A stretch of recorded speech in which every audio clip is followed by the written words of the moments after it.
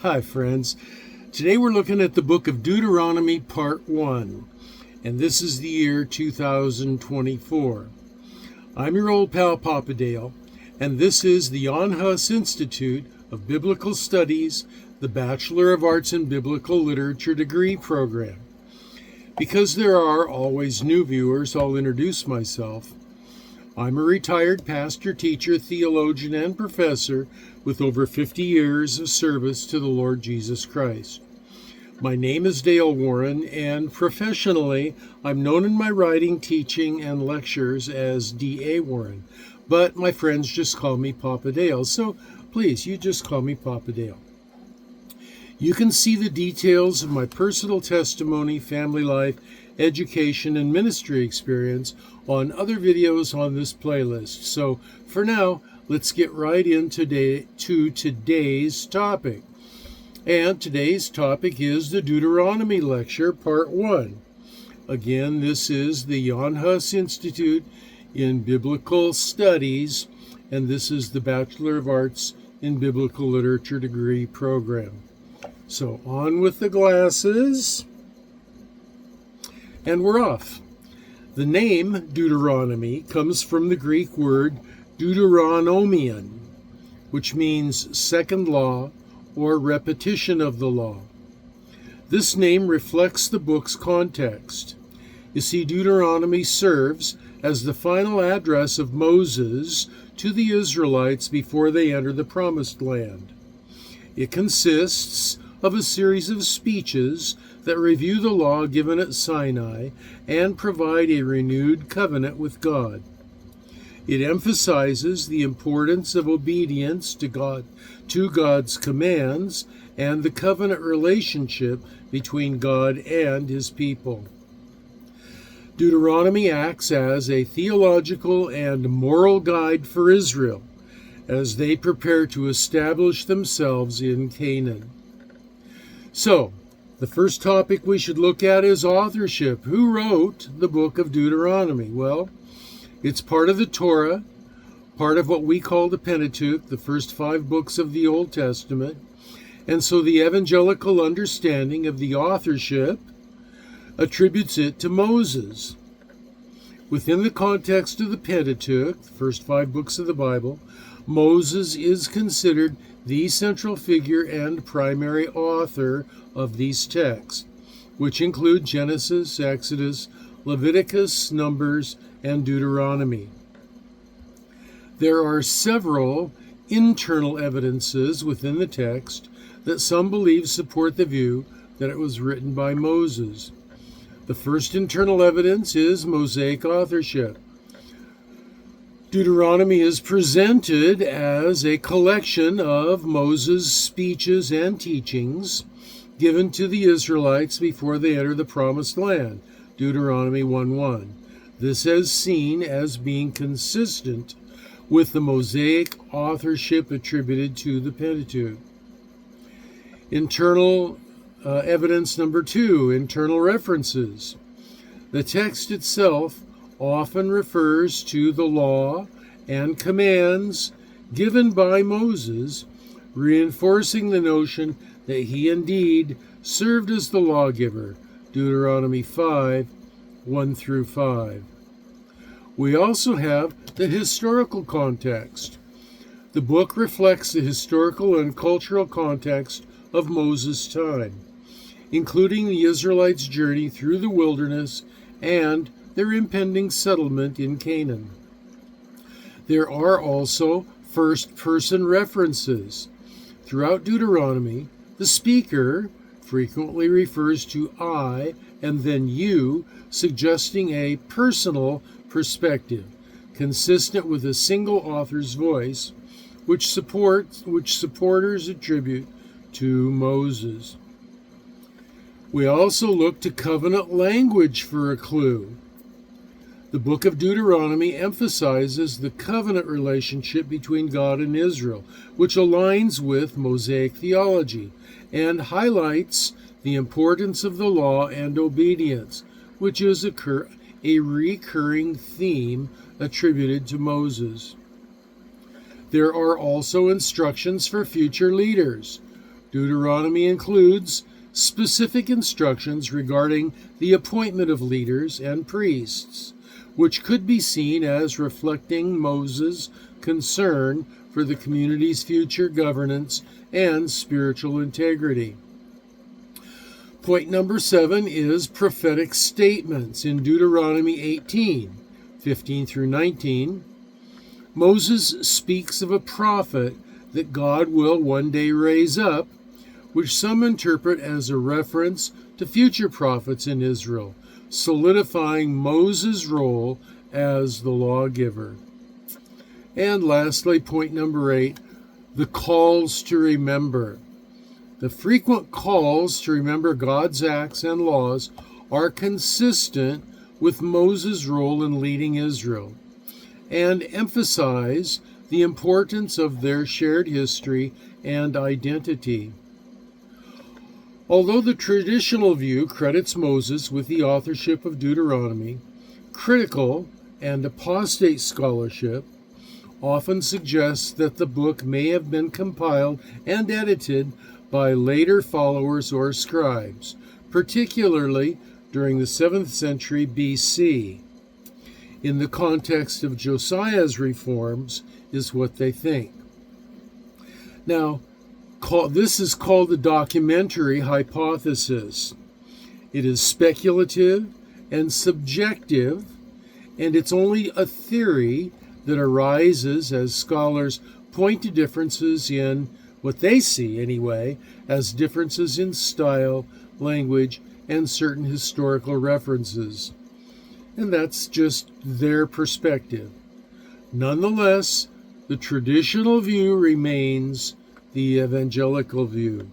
We believe it was Moses from Genesis through Deuteronomy. And so then let's have a look at the archaeology and historicity surrounding the book of Deuteronomy. The 5 books, Genesis, Exodus, Leviticus, Numbers, and Deuteronomy, are kind of all wrapped up together into one in the sense of much of the analysis for the Pentateuch. And so several archaeological findings and insights are often cited in discussions surrounding the broader context of the Israelite history and culture that align with themes found in the entire Pentateuch, including Deuteronomy. The first one is settlement patterns in Canaan. Archaeological excavations in ancient Canaan, which is modern-day Israel, reveal settlements that correlate with the biblical account of Israelite conquest and occupation of the land as described in Deuteronomy. The findings provide a backdrop to the Israelites' transition from nomadic to settled life, reflecting themes of law and society presented in the book. A nomadic people would have a very different set of rules for behavior than a settled population. Number 2, we're looking under archaeological points and historicity. Number 2, covenantal documents. The discovery of ancient Near Eastern treaties and covenant documents, such as the Hittite treaties, reveals common practices of law and covenant that parallel those found in Deuteronomy. These similarities lend credibility to the idea that Deuteronomy reflects a historical legal tradition consistent with what one might have expected been the practice during Moses' time. Doesn't mean that what the Israelites had came from those practices. Pardon me. Evangelicals see Hittite documents and others as being derivative from the original creator God Yahweh. And then, of course, when Yahweh reveals himself to the people of Israel, he more perfectly reveals his requirements for behavior. Then we have point number 3 under archaeology and historicity. The city layout and the fortress structures at excavation sites like Hazor and Jericho give evidence of urban fortifications and city layouts that could easily correspond to the biblical accounts of conquest. This archaeological evidence supports the narrative framework found in Deuteronomy regarding the Israelites' approach to settling the land as well. Point number 4, the cultural artifacts. Various artifacts such as pottery and inscriptions have been found in sites dating to the Late Bronze Age and Early Iron Age, and these suggest cultural practices and religious beliefs similar to those described in Deuteronomy. These artifacts provide insight into the socio-religious context of the Israelite communities. And lastly, we can see in seals and inscriptions the following evidence. Archaeological discoveries of seals and inscriptions referencing Israel and its leaders, while not providing direct evidence for Mosaic authorship, indicate the presence of an organized Israelite society that could have easily and seamlessly adhered to the laws and covenants discussed in Deuteronomy. Together, these findings contribute to a historical backdrop that supports the broader narratives of Deuteronomy.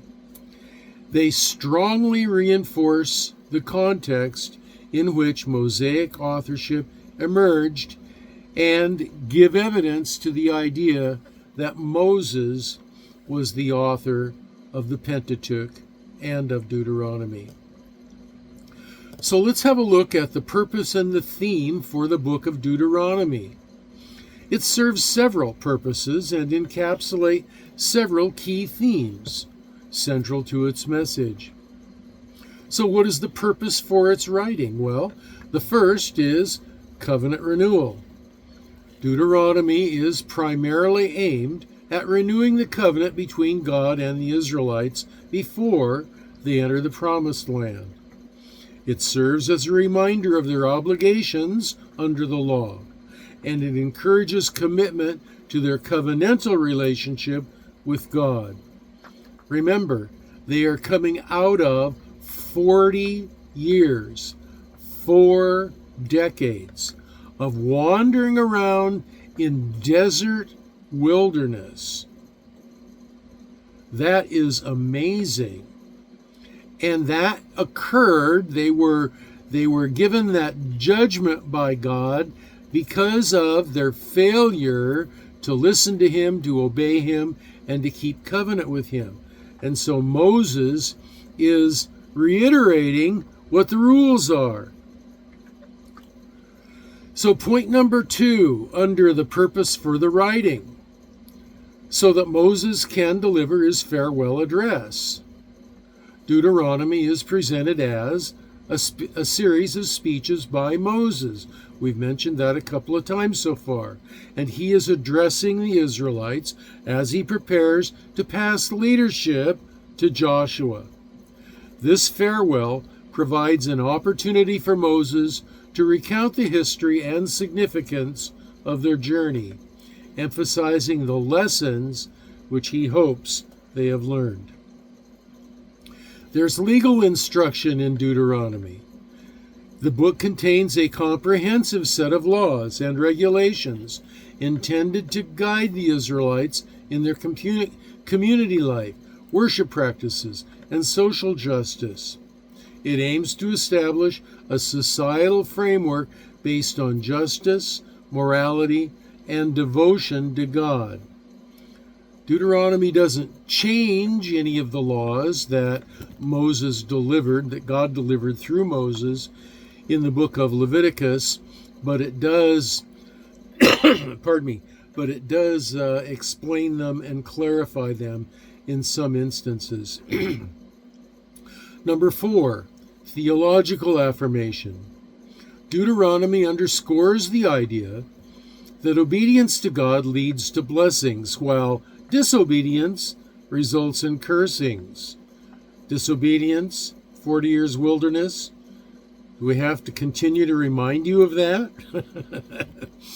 This theological point emphasizes the importance of faithfulness and the consequences of turning away from God's commands. Now, there are key themes that are revealed in the book of Deuteronomy. The first one is monotheism. This emphasizes the worship of one God, namely Yahweh, and it is the central theme. The Shema, Deuteronomy 6, 4, and 5, calls for love and allegiance to the Lord, to Yahweh, as the sole God. Period. End of story. He is the creator, and he will not share the credit for his creation with anyone else, because he did it all by himself. Yahweh, God, the Lord, the omnipotent. Don't even try to say that there were others involved. There weren't. So another key theme is covenant and law. Deuteronomy reiterates the stipulations of the covenant, highlighting obedience to the law as essential for maintaining the relationship with Yahweh and securing prosperity in the land. Then we have the theme of social justice. Deuteronomy contains laws that advocate for the welfare of the marginalized, including orphans, widows, and foreigners. This theme underscores the importance of justice and compassion in Israelite society. Theme number 4, remembering history. Lord Acton in the 1800s said those who, no, not Lord Acton, it was George Santayana, who said those who do not remember history are doomed to repeat it. Well, that happened to be true for Israel for centuries and centuries and centuries. However, in the book of Deuteronomy, we find frequent calls to remember the past, remember Exodus, remember the wanderings in the desert, and these are intended to instill a collective memory and identity among the Israelites to remind them of Yahweh's faithfulness and guiding hand. Then we have the theme of blessings versus curses. The text outlines the benefits of obedience and consequence of disobedience, reinforcing the idea that their choices impact their communal and individual destiny. And the last theme that we'll deal with today is the centralization of worship. Deuteronomy emphasizes the importance of a central place of worship, later understood as the tabernacle in Jerusalem. We already have the tabernacle at this point in Israel history. So it's later understood as the temple in Jerusalem. And this reinforces the need for a unified practice of faith and the rejection of idolatry. And so overall, Deuteronomy serves as a theological, legal, and historical foundation for the Hebrew community, aiming to instill a cohesive identity centered on faithfulness to God and His commandments.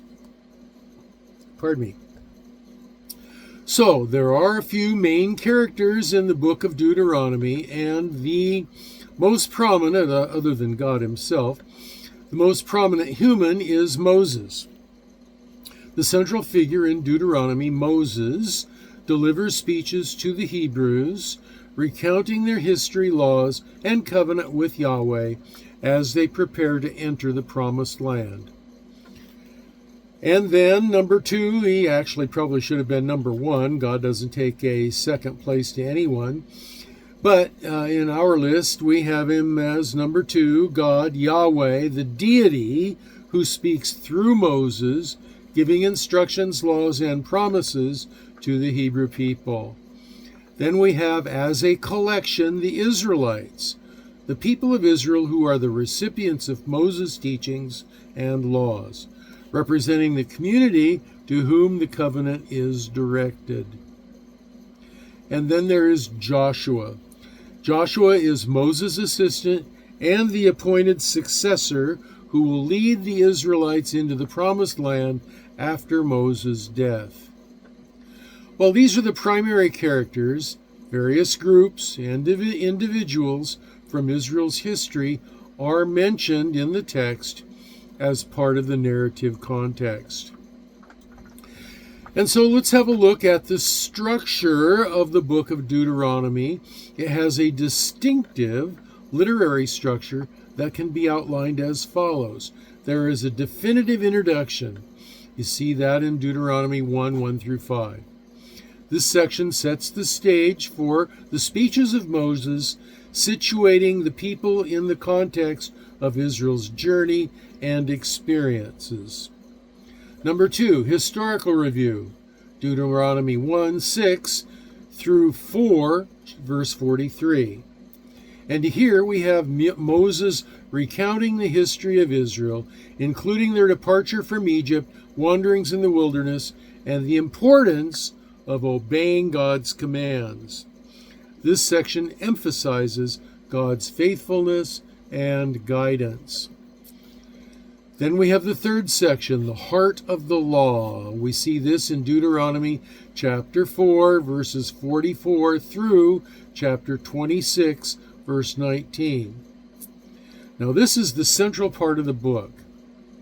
This contains the main laws, commandments, and ethical teachings that the Israelites are to follow.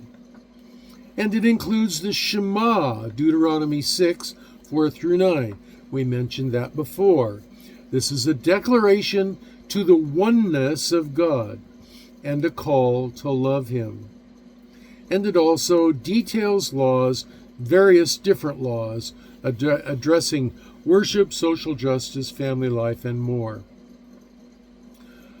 Point number 4, under the structure, the blessings and curses, Deuteronomy 27 and chapter 28. Here Moses instructs the Hebrews on blessings for obedience, curses for disobedience, and emphasizes the consequences of their choices regarding the covenant. Point number 5 in structure, the covenant renewal, Deuteronomy chapters 29 and 30. Here, the Hebrew people give a reaffirmation to the covenant relationship between God and Israel, and this section includes calls to repentance and requires that they choose between life and death. And structural point number 6 is Moses' final acts and blessings, Deuteronomy chapters 31 through 34. The conclusion of the book includes Moses commissioning Hey! No bark. No bark. Sorry, everyone. That's Bandit. That's the Bandit, my pup. And someone drove by and he's protecting us. So, here we go. Under structure. Now, you be quiet, please. Under structure, we have point number 6. And this is where Moses point number 6. I'm discombobulated. Let's start over. Point number 6. Moses' final acts and blessings. See Deuteronomy 31 through 34. The conclusion of the book includes Moses commissioning Joshua. I'm still messed up. The conclusion of the book includes Moses commissioning Joshua, writing down the law, and giving his final blessings for the tribes of Israel before his death. This structured approach for the book of Deuteronomy allows for a comprehensive presentation of God's laws, the importance of community faithfulness, and the historical context of Israel's covenant with God. So let's move on in our structural analysis for the book of Deuteronomy. Actually, we're moving out of structure now and moving into the storyline.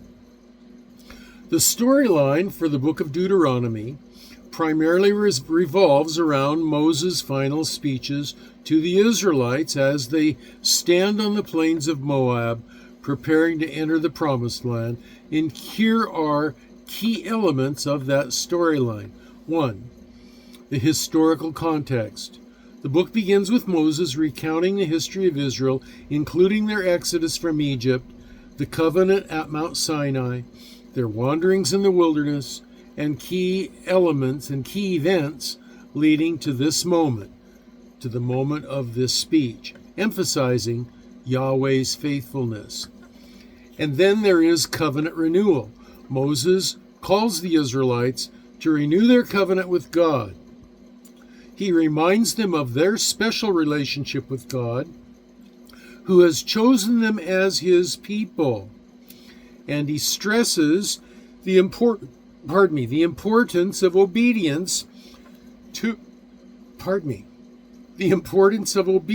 to Yahweh's laws. Speaking of which, point number 3 in the storyline is the law.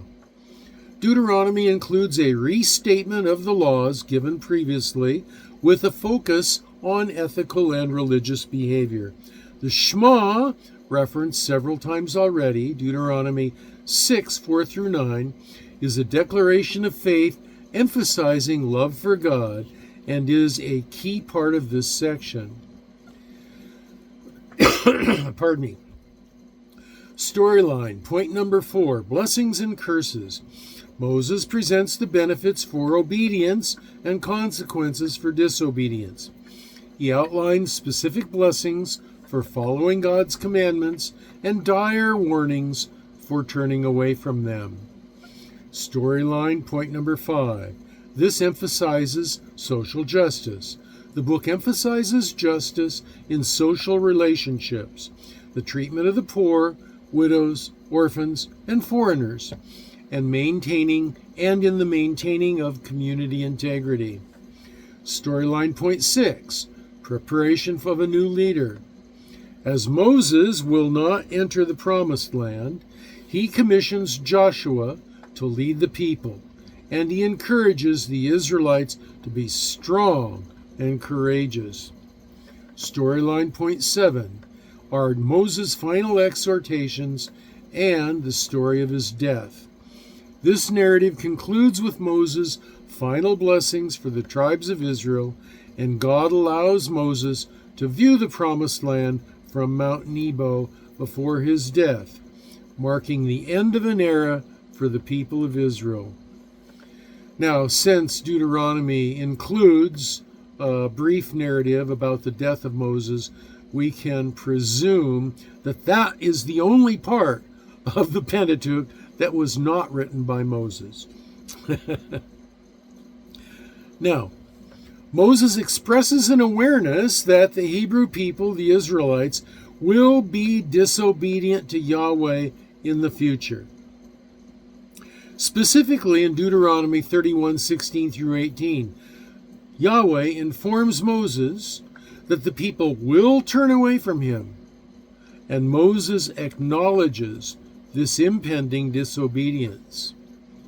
Additionally, in Deuteronomy 29:24-28, Moses predicts that the consequences of Israel's disobedience will lead to disaster and exile, demonstrating his foreknowledge of their unfaithfulness to the covenant. This acknowledgement serves to emphasize the importance of obedience and seriousness of the covenant relationship with Yahweh, as well as the implications of straying from it. Moses' speeches through Deuteronomy stress the need for the Israelites to remain faithful to Yahweh and the laws given to them to ensure their prosperity in the Promised Land. The promise to Abraham was conditional. Legacy, land, and what was the other one? Lineage. Lineage was what it was. Had a brain cramp there for a minute. Legacy, land, and lineage. And so, through the elements given in the book of Deuteronomy, we find an emphasis on the themes of obedience, faithfulness, communal integrity, and the call to remember Yahweh's deeds and commands as Israelites embark on their future. So, there is a unique historical and cultural setting for the book of Deuteronomy and for the living of the people of Israel during this period of time. And we as modern people, some 3.5 eons later, 3,500 nearly centuries later, we need to get a grip on and get a grasp of what some of this historical and cultural setting is in order to be able to understand what's going on and understand the books themselves. The historical and cultural setting of the book of Deuteronomy is primarily situated in the ancient Near East during the late Bronze Age to the early Iron Age around the 7th century BC. Here are some key aspects to this context. 1. The time period. Deuteronomy is traditionally attributed to the time of Moses, just before the Israelites enter the Promised Land. Remember, some critical people say that it was compiled from a variety of sources several centuries later. Evangelicals don't agree with that. Oh, well, I may make a point of that next. Critical and apostate scholarly consensus often places the final composition or significant revisions of the text during the reign of King Josiah of Judah, about 640 to 609 BC, when religious reforms were initiated. Evangelicals emphatically disagree. Then we have a historical and cultural setting, the geographical setting. The settings in Deuteronomy take place in the region east of the Jordan River, particularly on the plains of Moab.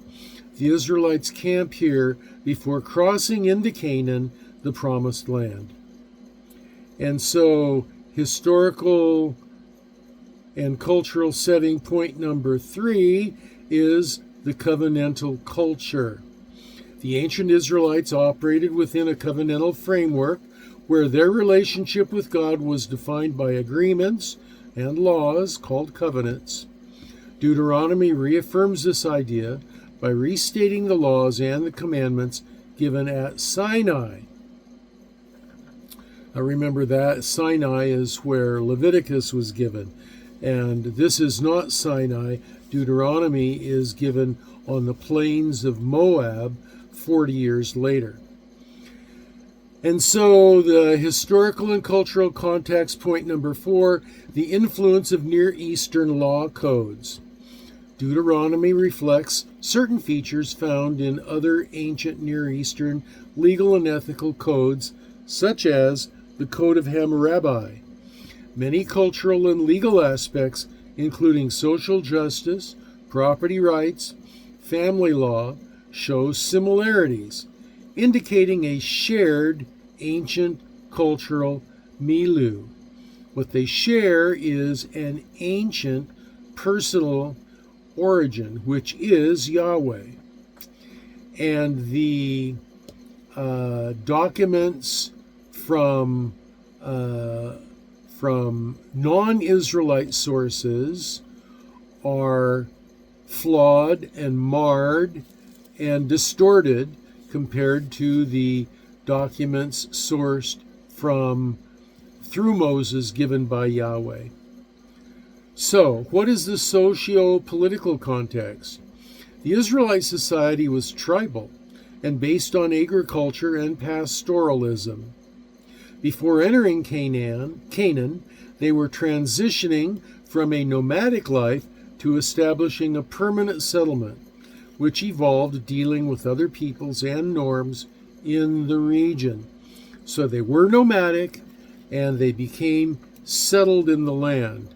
And the difference between those two cultures is profound.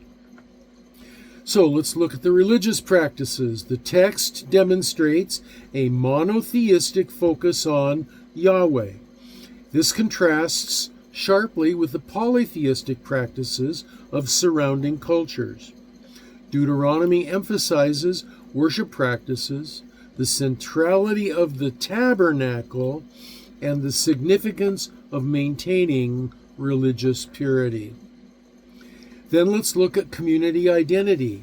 The teachings in Deuteronomy promote a strong sense of communal identity and ethical responsibility to one another, reflecting concerns about maintaining social cohesion as they entered a new land.